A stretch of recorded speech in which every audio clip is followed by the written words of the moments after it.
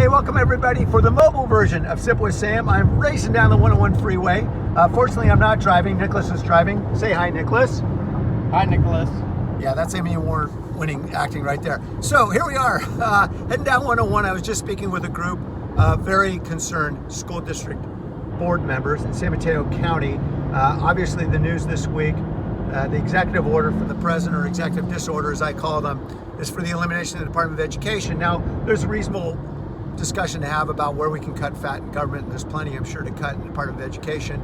But the real question is going to be what's going to happen to the millions of students, children, who depend on essential services and funding from the Department of Education. 7.4 million children depend on special needs education funding through the IDEA Act, for example.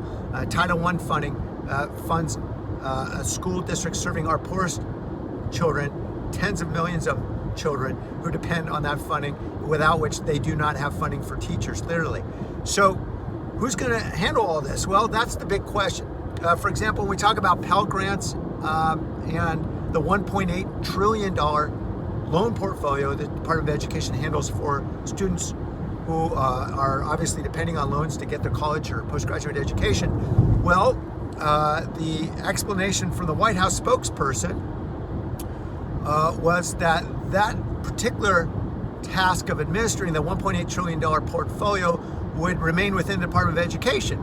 And then I think a few hours later, the folks in the White House figured out, oh, wait a minute, we can't keep that in the Department of Education because we're eliminating the Department of Education. So we got to put it somewhere else. And they went to the Treasury Department. Treasury said, we don't want it.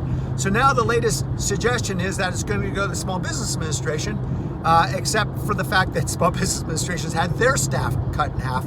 Hey, folks, this would be funny if it weren't for the fact that millions of lives depend on the effective administration of governance in this country. And right now, this is amateur hour. What we're seeing has huge impacts. A $1.8 trillion debt loan portfolio for students who critically need this as their opportunity to thrive and succeed in this country. That's the size of the debt that Wells Fargo handles with 200,000 employees. The Department of Education was 4,000 employees, and that is until they got cut to 2,000 as a result of recent shakeout from DOGE. Folks, we got to focus on effective governance. That's where I'm going to be focused, and I'm going to be fighting hard in the months ahead. Thanks for joining me.